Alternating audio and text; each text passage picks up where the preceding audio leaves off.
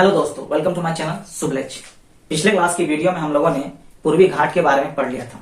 आज के इस वीडियो में हम पढ़ेंगे पश्चिमी घाट यानी वेस्टर्न घाट। इसमें हम लोग समझेंगे पश्चिमी घाट के इंट्रोडक्शन के बारे में, पश्चिमी घाट की उत्पत्ति के बारे में और साथ ही साथ हम लोग पश्चिमी घाट के विशेषताओं के बारे में समझेंगे। तो चलिए दोस्तों, आज की क्लास शुरू करते हैं। तो आज हम लोग बात करते हैं पश्चिमी घाट वेस्टर्न घाट की। पश्चिमी घाट की बात करने से पहले सबसे पहले हम लोग इस फिगर के बारे में समझेंगे। ये जो हमारा प्रायद्वीपीय भारत का जो फिगर है, इसके बारे में कुछ जानेंगे। तो प्रायद्वीपीय भारत के फिगर की बात करें तो इस फिगर में जो सबसे ऊपर में ये जो ग्रीन वाला हिस्सा दिख रहा है, ये आपका है विंध्य श्रेणी। विंध्य श्रेणी पर्वत के बारे में हम लोगों ने पहले भी बात किया है। तो आपका जो सबसे ऊपर में ये जो ग्रीन वाला भाग है, ये हमारा है विंध्य श्रेणी। विंध्य श्रेणी के नीचे दक्षिण में आपका एक रेड पार्ट दिख रहा होगा, रेड वाला भाग, ये आपका है नर्मदा नदी। और नर्मदा नदी के दक्षिण में आपका एक ग्रीन पार्ट दिख रहा है, ये हमारा है सतपुड़ा रेंज। सतपुड़ा रेंज के जो दक्षिण है, यहाँ पे भी एक हमारा रेड पार्ट दिख रहा है, लाल वाला भाग, तो ये आपका है ताप्ती नदी। और ताप्ती नदी घाटी से ही हमारा शुरू होता है पश्चिमी घाट। पश्चिमी घाट जो है ताप्ती नदी घाटी शुरू होता है और ये आपका यहाँ नीलगिरी पहाड़ी तक जाता है। इधर से आपका पूर्वी घाट शुरू होता है, ये भी आपका नीलगिरी पहाड़ी पास आके मिलता है। जब हम लोग पूर्वी घाट के बारे में पढ़ रहे थे तो वहां भी हम लोगों ने डिस्कस किया था कि इधर से पूर्वी घाट आता है और इधर से पश्चिमी घाट, और ये एक स्थान पे इधर दक्षिण में मिलते हैं। और वह स्थान कौन सा है? वह स्थान है हमारा नीलगिरी की पहाड़ी। ये यहाँ पे मिलते हैं नीलगिरी की पहाड़ी, इधर से पूर्वी घाट और इधर से पश्चिमी घाट, और यहाँ पे नीलगिरी में आके ये दोनों आपस में मिल जाते हैं। नीलगिरी पहाड़ी की बात करें तो इसका जो विस्तार है वो हमारा केरल में भी मिलता है, कर्नाटक में भी मिलता है और इधर आपका तमिलनाडु वाले क्षेत्र में भी मिलता है। अब आगे बात करें तो ताप्ती नदी घाटी के दक्षिण में सतमाला रेंज है, ये हमारा सतमाला रेंज रहा। उसके बाद यहाँ बालाघाट रेंज है, इसके ऊपर में यहाँ उत्तर की ओर अजंता रेंज है और अजंता रेंज के ऊपर यहाँ उत्तर की ओर ग्वालियर रेंज है। उसके बाद इधर दक्षिण की तरफ बात करें तो नीलगिरी की पहाड़ी के दक्षिण में अनामलई की पहाड़ी है। अनामलई पहाड़ी के दक्षिण में कार्डमम की पहाड़ी है, जो सबसे दक्षिणी है, सबसे दक्षिणी पहाड़ी है भारत का कार्डमम की पहाड़ी। इसे इलायची की पहाड़ी के नाम से भी जाना जाता है, क्योंकि यहाँ इलायची का उत्पादन बहुत ज्यादा होता है, इसीलिए इसे इलायची की पहाड़ी भी कहा जाता है। और कार्डमम पहाड़ी के पूर्वी और हमारा पालनी की पहाड़ी है, जो आपका तमिलनाडु क्षेत्र में पड़ता है। इसके बारे में हम दक्षिण की पहाड़ियों में विस्तार से पढ़ेंगे जब हम चैप्टर पढ़ेंगे दक्षिण की पहाड़ियां। अभी हम लोग कुछ इसके बारे में जानेंगे, क्योंकि ये पश्चिमी घाट का ही हिस्सा है। ये जितना भी हमारा ब्लू वाला भाग दिख रहा है, ये सारा पश्चिमी घाट का हिस्सा है। ये जो पूरा ब्लैक वाला पार्ट दिख रहा है, ये हमारा पूर्वी घाट का हिस्सा है। तो यहाँ से हमने पश्चिमी घाट के बारे में समझा। अब चलिए हम आगे बात करते हैं। हाँ, एक और बात, जो पश्चिमी घाट है ये हमारा लगातार है, ये कंटिन्यूअस है, सतत है। लेकिन जो पूर्वी घाट है ये हमारा लगातार नहीं है, ये सतत नहीं है, ये कंटिन्यूअस नहीं है। क्यों? क्योंकि नदियों के द्वारा इसको काट छाट दिया गया है। लेकिन पश्चिमी घाट हमारा सतत है, कंटिन्यूअस है, लगातार है, इसका कटिंग छटिंग नहीं हुआ है। तो यहां तक हमारा कॉन्सेप्ट क्लियर है। अब हम लोग बात करते हैं पश्चिमी घाट के इंट्रोडक्शन के बारे में। तो पश्चिमी घाट के इंट्रोडक्शन की बात करें तो इसमें हमारा पहला पॉइंट आता है कि पश्चिमी घाट को सहयाद्री भी कहा जाता है, यानी पश्चिमी घाट को सहयाद्री के नाम से भी जाना जाता है। ये तो हमारा रहा पश्चिमी घाट, यहां से लेके पूरा दक्षिण की पहाड़ियां यहां तक हमारा पश्चिमी घाट रहा।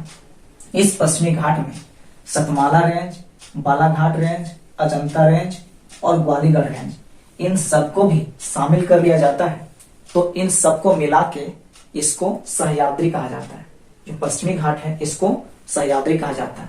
जब हम लोग इसमें Satmala range, Balaghat range, Ajanta range और ग्वालियर रेंज, इन सभी को मिला देते हैं, यहां से यहां तक तो हमारा कहलाता है पश्चिमी घाट। लेकिन जब इसको भी शामिल कर लेते हैं तो ये पूरा हमारा कहलाता है सहयाद्री। तो पश्चिमी घाट को एक और नाम से जाना जाता है और वो नाम है सहयाद्री। अब आगे बात करें तो पश्चिमी घाट को दो भागों में बांटा जाता है। जो ये हमारा पश्चिमी घाट है इसको दो भागों में बांटा जाता है। जहां गोवा पड़ता है, गोवा, वहां से 16 डिग्री उत्तरी अक्षांश पड़ता है। तो 16 डिग्री जो उत्तरी अक्षांश है वहां से इसको बांटा गया है। 16 डिग्री उत्तरी अक्षांश के ऊपर उत्तर की ओर पश्चिमी घाट को उत्तरी सह्याद्री कहा गया और दक्षिण की ओर 16 डिग्री से दक्षिण की ओर आपको पश्चिमी घाट को दक्षिणी सह्याद्री कहा गया। तो इसको दो भागों में बांटा गया, उत्तरी सह्याद्री और दक्षिणी सह्याद्री। लेकिन कुछ किताबों में पश्चिमी घाट को 3 भागों में बांटा गया है। एक तो गोवा 16 डिग्री उत्तरी अक्षांश में बांटा गया है और दूसरा है मंगलोर जो कर्नाटक में पड़ता है, जहां आपका 11 डिग्री उत्तरी अक्षांश पड़ता है, वहां से भी बांटा गया है। गोवा 16 डिग्री उत्तरी अक्षांश के जो ऊपर उत्तर है उसको उत्तरी सह्याद्री कहा गया।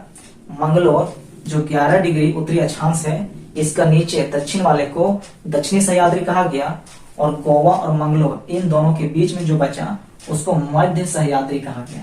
यानी 3 भागों में बांटा गया, उत्तरी सह्याद्री, मध्य सह्याद्री और दक्षिणी सह्याद्री। तो पश्चिमी घाट को 2 तरह से बांटा जाता है। कुछ किताबों में 2 भागों में बांटा गया, गोवा वाले हिस्से पास बांट दिया गया, ऊपर वाला हो गया उत्तरी सह्याद्री, नीचे वाला हो गया दक्षिणी सह्याद्री। और कुछ किताबों में इसे 3 भागों में बांटा गया। तो उत्तरी सह्याद्री, गोवा के ऊपर उत्तरी सह्याद्री, मंगलोर के नीचे आपका दक्षिणी सह्याद्री और गोवा और मंगलोर के बीच वाला मध्य सह्याद्री। उत्तरी सह्याद्री, मध्य सह्याद्री, दक्षिणी सह्याद्री 3 हिस्सों में बांटा गया। तो इस प्रकार से पश्चिमी घाट को बांटा जाता है। अब आगे बात करें तो पश्चिमी घाट किन किन स्थानों में स्थित है, इसका विस्तार कहाँ कहाँ है। तो पश्चिमी घाट का विस्तार महाराष्ट्र, गोवा, कर्नाटक, केरल, तमिलनाडु इन सभी राज्यों में पश्चिमी घाट का विस्तार देखने को मिलता है। जो ये हमारा पश्चिमी घाट है ये, तो इसका विस्तार आपका यहाँ महाराष्ट्र में मिलता है, आपका यहाँ गोवा में मिलता है, कर्नाटक में मिलता है, केरल में मिलता है और तमिलनाडु में मिलता है। तो इन 5 राज्यों में पश्चिमी घाट का विस्तार आपको देखने को मिलता है। तो ये तो हमारा हो गया पश्चिमी घाट का इंट्रोडक्शन। अब आगे हम लोग बात करते हैं पश्चिमी घाट की उत्पत्ति के बारे में। पश्चिमी घाट की उत्पत्ति की बात करें तो जब भारतीय प्लेट यूरेशियन प्लेट से टकराया तो भारतीय प्रायद्वीप का पश्चिमी किनारा ऊपर की तरफ उठ गया और अरब सागर का भाग नीचे धंस गया। तो जब भारतीय प्लेट यूरेशियन प्लेट से टकराया, ये हमारा रहा यूरेशियन प्लेट, ये हमारा रहा भारतीय प्लेट। तो यूरेशियन प्लेट और भारतीय प्लेट ये दोनों जब आपस में टकराया तो भारतीय प्रायद्वीप का पश्चिमी किनारा, तो जो भारतीय प्रायद्वीप है ये हमारा भारतीय प्रायद्वीप, इसका जो पश्चिमी किनारा है यह ऊपर की तरफ उठ गया। क्या हो गया? ऊपर की तरफ उठ गया। तो जब यूरेशियन प्लेट और आपका इंडियन प्लेट ये दोनों जब आपस में टकराया तो यहाँ पे एक दरार पड़ा, विंध्य पर्वत के पास इस हिस्से में एक दरार पड़ा, भ्रंश घाटी। तो यहाँ पे एक दरार पड़ा। अब यहाँ दरार पड़ा तो यहाँ दरार पड़ने से ये हिस्सा, यहाँ वाला हिस्सा थोड़ा सा धंस गया। अब यहाँ वाला हिस्सा धंसा तो इसका जो ये पश्चिमी हिस्सा है ये ऊपर की ओर उठ गया। ये वाला ये पार्ट आपका ऊपर की ओर उठ गया। अब ये वाला पार्ट जब ऊपर उठ गया तो जो अरब सागर है, अरब सागर का भाग वह नीचे धंस गया। इधर ऊपर उठा तो ये नीचे धंस गया, अरब सागर वाला भाग नीचे धंस गया। जब यूरेशियन प्लेट और इंडियन प्लेट टकराया तो यहाँ एक दरार पड़ा, भ्रंश घाटी यहाँ पे बनता है, दरार पड़ा। इस दरार के पड़ने से पश्चिमी घाट आपका यहाँ ऊपर उठ गया, इधर आपका ये वाला इलाका ऊपर उठ गया और अरब सागर वाला ये नीचे चला गया, धंस गया, नीचे की तरफ धंस गया। परिणामतः क्या हुआ, परिणाम स्वरूप क्या हुआ कि आज पश्चिमी किनारा एक ऊंची कगार के रूप में दिखता है। तो ये देखिए यहाँ पे ये हमारा अरब सागर रहा, ये हमारा रहा पश्चिमी क्षेत्र भारत का। अरब सागर नीचे चला गया, पश्चिमी क्षेत्र ऊपर चला गया। परिणाम स्वरूप क्या हुआ कि ये नीचे चला गया अरब सागर और यहाँ पे एक कगार के रूप में उठ गया है। मतलब ये उठ गया, पश्चिमी हिस्सा उठ तो गया ऊपर की तरफ, यहाँ देखिए ऊपर की तरफ उठ तो गया, लेकिन ये उठा और किस तरह का ढाल बना दिया तो 45 डिग्री का ढाल। इधर आपका 45 डिग्री का ढाल बना दिया, जो आपका क्या कहलाया? कगार। ये आपका कहलाया कगार। तो यहाँ पे ये 45 डिग्री का ढाल बनाया जो कहलाया आपका कगार। और फिर इधर पूर्वी क्षेत्र में जैसे से पूरब की ओर आया तो इधर एक ढाल बनाते हैं, इधर एक ढाल बनाया। देखिए पूरब की ओर आ रहा है तो इधर एक ढाल है, तो इधर ढाल बना दिया और इस हिस्से में उठ गया और इधर का जो ढाल बना वो 45 डिग्री का बना, इसको बोला गया कगार। तो परिणाम स्वरूप आज जो पश्चिमी किनारा है ये किनारा ये एक ऊंची कगार के रूप में दिखता है। ये ऊंचा भी है और किस तरह? कगार के रूप में, यानी 45 डिग्री का ढाल यहाँ पे दिखता है। तो इस प्रकार से पश्चिमी घाट का निर्माण हुआ। तो पश्चिमी घाट जो है उसका निर्माण हुआ है भ्रंश कगार से। भ्रंश बना, इसकी वजह से निर्माण हुआ। और किस तरह का निर्माण हुआ? कगार के रूप में निर्माण हुआ। तो इसका निर्माण भ्रंश कगार से हुआ है। और जो पश्चिमी घाट है ये हमारा एक ब्लॉक पर्वत है। अब ये ब्लॉक पर्वत क्या होता है? तो ऐसा पर्वत जो पृथ्वी के धरातल में, उसके अंदर यानी पृथ्वी के अंदर में कुछ भौगोलिक घटना घटता है और उस भौगोलिक घटना के कारण पृथ्वी के सतह का कुछ हिस्सा नीचे की ओर धंस जाता है और कुछ हिस्सा ऊपर ही रह जाता है। तो इस तरह से जिस पर्वत का निर्माण होता है वही कहलाता है ब्लॉक पर्वत। अब इसको हम एग्जाम्पल समझते हैं किस तरह का। जैसे ये मान लीजिए ये आपका पृथ्वी का धरातल रहा, पृथ्वी का धरातल। अब पृथ्वी के नीचे कुछ भी भौगोलिक घटना घटा, भूकंप आया, ज्वालामुखी का उद्गार हुआ या कुछ भी भौगोलिक घटना कुछ भी हुआ हो, उससे क्या हुआ, मान लीजिए ये वाला पार्ट, इसका जो यहाँ बीच वाला हिस्सा है ये आपका नीचे धंस गया, यहाँ धंस के आ गया। तो यहाँ धंस गया तो इसके धंसने से क्या हुआ, इस प्रकार हुआ। तो इस प्रकार से कुछ निर्माण हुआ आपका, इस प्रकार से यहाँ नीचे धंसा हुआ रह गया और ये ऊपर वाला हिस्सा ये उठा हुआ रह गया। तो इस प्रकार से जिस पर्वत का निर्माण होता है वही कहलाता है ब्लॉक पर्वत। तो जो पश्चिमी घाट है वह एक तरह का ब्लॉक पर्वत है। क्यों? क्योंकि इसमें भी कुछ हिस्सा धंसा तो कुछ हिस्सा ऊपर उठ गया। तो आपका ये हिस्सा ऊपर उठ गया तो इधर वाला हिस्सा नीचे धंस गया, तो इसीलिए यह एक ब्लॉक पर्वत है। तो यहाँ से हमने पश्चिमी घाट की उत्पत्ति के बारे में समझ लिया कि पश्चिमी घाट की जो उत्पत्ति है वह यूरेशियन प्लेट और इंडियन प्लेट के टकराने से हुआ है। ये जब आपस में टकराया तो एक भ्रंश घाटी का निर्माण हुआ इस क्षेत्र में, और भ्रंश घाटी के कारण इसका पश्चिमी हिस्सा, इंडियन प्लेट का जो पश्चिमी हिस्सा है वो ऊपर की तरफ उठ गया, ऊपर की तरफ, और जो अरब सागर है वह नीचे धंस गया। इस प्रकार से पश्चिमी घाट के पर्वत का निर्माण हुआ और पश्चिमी घाट का जो पर्वत है वह एक ब्लॉक पर्वत है। यहाँ तक हमारा कॉन्सेप्ट क्लियर है। अब आगे बात करते हैं पश्चिमी घाट के विशेषताओं के बारे में। पश्चिमी घाट की विशेषताओं की बात करें तो उससे पहले हमें इस फिगर को समझना है। ये जो फिगर बना हुआ है इसके बारे में बात करते हैं, इसको हमको समझना है। ये हमारा प्रायद्वीपीय भारत है। प्रायद्वीपीय भारत को जब हम ऊपर से देखते हैं, ऊपर से, तो कुछ इस प्रकार से दिखेगा। प्रायद्वीपीय भारत हमारा ऊपर से कुछ इस प्रकार से दिखेगा। अब आप समझिए, ये सबसे पहले, ये तो जानिए, सबसे पहले ये हमारा इधर पश्चिम है और इधर वाला क्षेत्र आपका पूरब है। पश्चिम, इधर पूरब। तो पश्चिम में सबसे पहले हमें मिलेगा अरब सागर। इस फिगर में भी यहाँ आपको इस क्षेत्र में मिलेगा अरब सागर, पश्चिम में। अरब सागर के बाद आगे जैसे जैसे बढ़ेंगे पूरब की ओर तो हमें मिलेगा एक मैदान जो है पश्चिमी तटीय मैदान। अरब सागर के बाद इधर हम आगे बढ़ेंगे पूरब की ओर तो यहाँ एक मैदान दिख रहा है, ये आपका क्या है, तो पश्चिमी तटीय मैदान। पश्चिमी तटीय मैदान के बाद एक उठा हुआ भाग दिखेगा, ऊंचा सा उठा हुआ भाग, जो हमारा है पश्चिमी घाट। तो पश्चिमी तटीय मैदान के बाद एक हमारा उठा हुआ भाग दिखता है, ये जो ब्लू वाला हिस्सा दिख रहा है ये हमारा है पश्चिमी घाट। पश्चिमी घाट के बाद जब हम इधर पूरब की ओर और आगे बढ़ते हैं तो पश्चिमी घाट के बाद इधर पूरब में हमें मिलता है दक्कन का पठार। जब पश्चिमी घाट से, यहाँ ये पश्चिमी घाट रहा, यहाँ से जब इधर आगे बढ़ते हैं पूरब की ओर तो यहाँ मिलता है दक्कन का पठार। दक्कन के पठार के बाद फिर आगे हम पूरब की ओर बढ़ते हैं तो यहाँ मिलता है पूर्वी घाट। दक्कन के पठार के बाद फिर आगे हम बढ़ते हैं तो ये हमारा जो ब्लैक वाला भाग है यहाँ मिल गया हमारा पूर्वी घाट। पूर्वी घाट के बाद फिर हम पूरब की ओर आगे बढ़ते हैं तो यहाँ मिलता है समतल मैदान जो है पूर्वी तटीय मैदान। पूर्वी घाट के बाद जब हम आगे बढ़ रहे हैं तो इस हिस्से में हमारा मैदान मिलता है जो हमारा है पूर्वी तटीय मैदान। और पूर्वी तटीय मैदान के बाद आगे हमारा मिलता है बंगाल की खाड़ी। पूर्वी तटीय मैदान के बाद आगे इधर इस हिस्से में मिलता है हमारा बंगाल की खाड़ी। तो प्रायद्वीपीय भारत जो है उसको ऊपर से देखने से कुछ इस प्रकार का फिगर हमें दिखाई पड़ेगा। तो ये हमारा प्रायद्वीपीय भारत का फिगर है। तो यहाँ से हमें दो चीजें और समझ में आई। क्या? जो पश्चिमी घाट है, तो पश्चिमी घाट का जो पश्चिमी हिस्सा है, पश्चिमी किनारा, उसका जो ढाल है वह खड़ा ढाल, और पश्चिमी घाट का जो पूर्वी किनारा है उसका जो ढाल है वह मंद ढाल है। और जो दक्कन का पठार यानी प्रायद्वीपीय पठार, उसका जो ढाल है वह पूरब की ओर जाता है, इधर पूरब की ओर। यहाँ से देखिए ये ढाल इधर पूरब की ओर जा रहा है। और इधर का जो ढाल है वह कितना है, 9 से 10 डिग्री का ढाल, मंद ढाल। और इधर का ढाल कितना है, 45 डिग्री का ढाल है, तीव्र ढाल है। तो यहाँ तक हमारा कॉन्सेप्ट क्लियर है। अब हम यहाँ से पश्चिमी घाट की विशेषताओं की बात करते हैं। पहला पॉइंट है कि प्रायद्वीपीय पठार की ढाल पश्चिम से पूरब है। जो प्रायद्वीपीय पठार है उसका जो ढाल है वह पश्चिम से पूरब की ओर है। तो ये हमारा प्रायद्वीपीय पठार रहा, तो इसका ढाल हमारा पश्चिम से, इस हिस्से से इधर है, पूरब की ओर है। ढाल यहाँ दिख रहा है, ये किधर है, पूरब की ओर ढाल है। तो ये पॉइंट तो क्लियर है कि जो प्रायद्वीपीय पठार है उसका ढाल हमारा पश्चिम से पूरब की ओर है। दूसरा पॉइंट है कि पश्चिमी किनारे की ढाल 45 डिग्री का तीव्र ढाल है।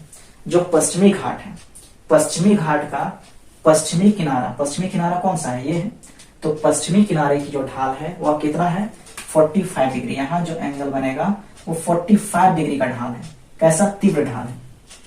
और पश्चिमी घाट का पूर्वी किनारे की बात करें, पश्चिमी घाट का ये पूर्वी किनारा है, ये वाला, यहाँ का जो ढाल है वह 9 से 10 डिग्री का ढाल है। ये जो ढाल 9 से 10 डिग्री का है, जो मंद ढाल है। तो पूर्वी तरफ मंद ढाल है, लेकिन पश्चिमी किनारे की तरफ तीव्र ढाल है 45 डिग्री का। यहां तक हमारा कॉन्सेप्ट क्लियर है। अब पश्चिमी तरफ की नदियों की बात करते हैं। जो पश्चिमी घाट है, तो पश्चिमी घाट से इधर पश्चिम की तरफ जो नदियां बहती हैं उसके बारे में बात करते हैं। तो पश्चिम की तरफ जो नदियां बहती हैं वह तीव्र वेग से बहती है, तेजी से बहती है। क्यों, तो जो पश्चिमी घाट है इसका ढाल यहाँ तीव्र है, यहाँ पे तीव्र ढाल है। अब जहां तीव्र ढाल मिलेगा वहां नदियां तीव्र बहेंगी, तेजी से। तो इसीलिए जो इधर बहती है नदियां उसकी गति बहुत तेज होती है। अब गति तेज होती है तो तेज गति होने के कारण यह भी आकार की घाटी बनाती है। तो पश्चिम की तरफ जो नदियां आती हैं अरब सागर की तरफ, ये नदियां भी आकार की घाटी बनाती है, क्योंकि इस हिस्से में, बीच वाले हिस्से में ये बहुत तेजी से कटान करती है। क्योंकि बहुत तेज बहती है तो बहुत तेजी से कटान करती है। तो इसका जो ये वाला मिड पॉइंट है यहाँ पे बहुत तेज गति से कटान करते हुए आगे बढ़ती है, इसलिए ये नुकीले की तरह दिखाई देती है। यहाँ पे इस हिस्से में नुकीला भी आकार की घाटी बनाती है। अब आगे बात करें तो पश्चिमी घाट से जब पश्चिम की तरफ जो नदियां बहती हैं वह बहुत कम दूरी करती है, बहुत कम दूरी को तय करती है। मान लीजिए यहाँ से बहना स्टार्ट हुआ, यहाँ से आके यहाँ पे तुरंत अरब सागर में जाके मिल गया, तो इसकी जो दूरी है बहुत कम है, यह बहुत कम दूरी तक आती है। अब बहुत कम दूरी तक बहती है तो ये अपने साथ अवसाद बहुत कम लाती है, अपने साथ ये जो अवसाद है बहुत कम लेके चलती है। अब बहुत कम अवसाद लेके चलती है तो अवसाद की कमी के कारण इन क्षेत्रों में, अरब सागर वाले क्षेत्रों में प्राकृतिक बंदरगाह पाए जाते हैं, प्राकृतिक बंदरगाह पाए जाते हैं। अब यहाँ नदियां कम दूरी तय करती है, अवसाद जमा नहीं करती है, तो अवसाद यहाँ पे जमा ज्यादा नहीं होता है, तो यहाँ जो सागर है उसकी गहराई अधिक होती है। यहाँ सागर की गहराई अधिक होती है क्योंकि यहाँ अवसाद जमा नहीं। अब सागर की गहराई अधिक है तो यानी यहाँ जहाज किनारे तक आसानी से आ सकते हैं। तो यहाँ पे इस हिस्से में जो जहाज है, ये जहाज आपका इस किनारे तक, जो तटीय मैदान है, पश्चिमी तटीय मैदान, वहां तक आसानी से पहुंच जाते हैं। क्योंकि यहाँ अवसाद जमा नहीं है तो पानी की गहराई अधिक है, तो आराम से जहाज यहाँ तक पहुंच जाते हैं। तो यहाँ पे बंदरगाह बनाने के लिए कुछ विशेष ज्यादा मेहनत मानव को नहीं करना पड़ता है, इसलिए यहाँ प्राकृतिक बंदरगाह पाए जाते हैं। लेकिन अगर यहाँ पे अवसाद अधिक जमा होता तो इस हिस्से में गहराई कम होती, तो मानव को अवसाद हटाने के लिए यहाँ गहरा करना पड़ता। क्योंकि अगर यहाँ गहराई नहीं होगी, अवसाद जमा होगा, तो जब यहाँ जहाज आएगा तो वो नीचे का हिस्सा इसका फंस जाएगा। तो यहाँ पे गहरा करना जरूरी है। तो गहरा करने के लिए यहाँ के अवसाद को हटाना पड़ेगा मानव के द्वारा। तो जब मानव के द्वारा अवसाद को हटा के बंदरगाह बनाया जाता तो वह क्या होता है, कृत्रिम बंदरगाह। लेकिन यहाँ पे क्या है, यहाँ पे अवसाद जमा नहीं होता है ज्यादा, तो गहराई, समुद्र का जो गहराई है वह बना रहता है, जिस वजह से आराम से जहाज किनारे तक पहुंच जाता है। इसलिए यहाँ पे अवसाद की कमी के कारण प्राकृतिक बंदरगाह पाए जाते हैं। अब आगे बात करें तो ये जो नदियां हैं, जो पश्चिम की तरफ, अरब सागर की तरफ ये नदियां आती हैं, ये डेल्टा नहीं बनाती है बल्कि एस्चुरी बनाती है।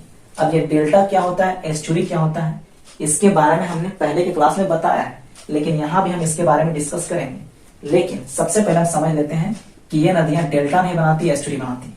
तो ये जो अरब सागर की ओर जो नदियां आती हैं पश्चिमी घाट से पश्चिमी और जो पश्चिम की ओर नदियां बहती हैं अरब सागर की ओर, ये हमारा एस्चुरी बनाती है, डेल्टा नहीं बनाती है। अब हम समझ लेते हैं एस्चुरी और डेल्टा।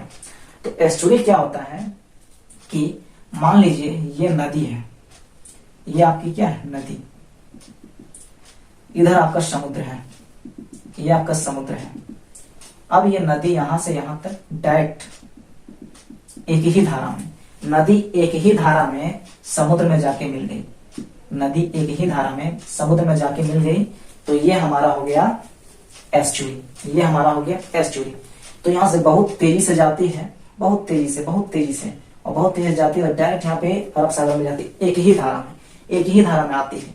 लेकिन अगर नदियां इस प्रकार से आती हैं, मान लीजिए इस प्रकार से नदी आती है, इधर सागर है, इस हिस्से में सागर है, यहाँ आप समझिए, रुकिए यहाँ पे हौच पौच हो जाएगा, थोड़ा इसको और अच्छे से समझाते हैं।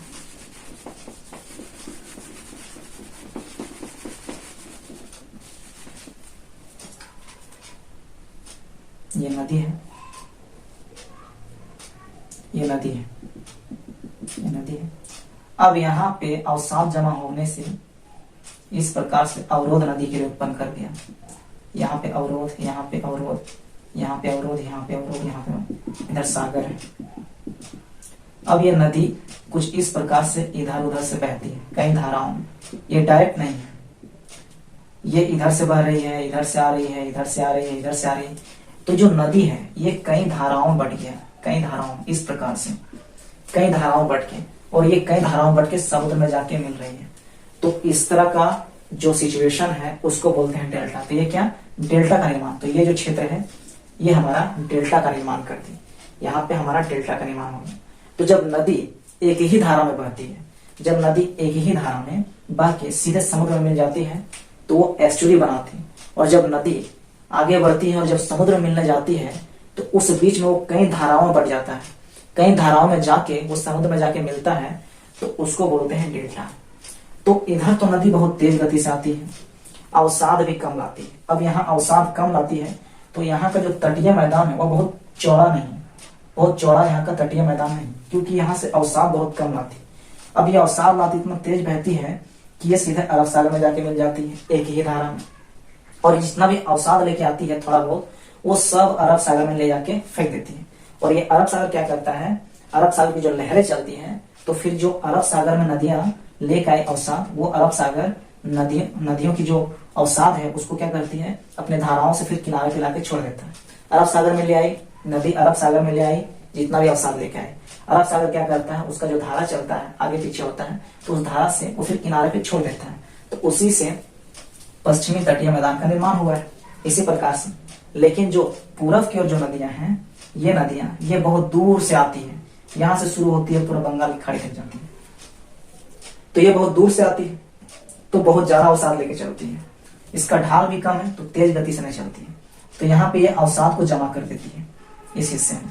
अब यहाँ अवसाद जमा हो जाता है, तो अवसाद जमा होने के बाद ये नदी के लिए ही अवरोध पैदा करता है। अब जब नदी यहाँ पे अवसाद बहुत ज्यादा जमा हो गया तो नदी के लिए अवरोध पैदा कर दिया, तो नदी क्या करता है, अपना दिशा को बदलने लगता है, इधर उधर वह फैल जाता है और कई दिशाओं में जाके बहने लगता है और जाके समुद्र में मिलता है। तो इस प्रकार से यहाँ पे क्या होता है, डेल्टा का निर्माण होता है। और इधर जो आपका पूर्वी तटीय मैदान है ये अधिक चौड़ा पाया जाता है। क्यों, क्योंकि इधर की नदियां बहुत ज्यादा अवसाद लाती है और बहुत चौड़े मात्रा में तटीय मैदान यानी पूर्वी तटीय मैदान का निर्माण करती है। तो इस प्रकार से हम ये समझ गए कि जो पश्चिमी घाट है, यहाँ से जो पश्चिम की ओर अरब सागर की ओर जो नदियां आती हैं वो एस्चुरी बनाती है, डेल्टा नहीं बनाती है।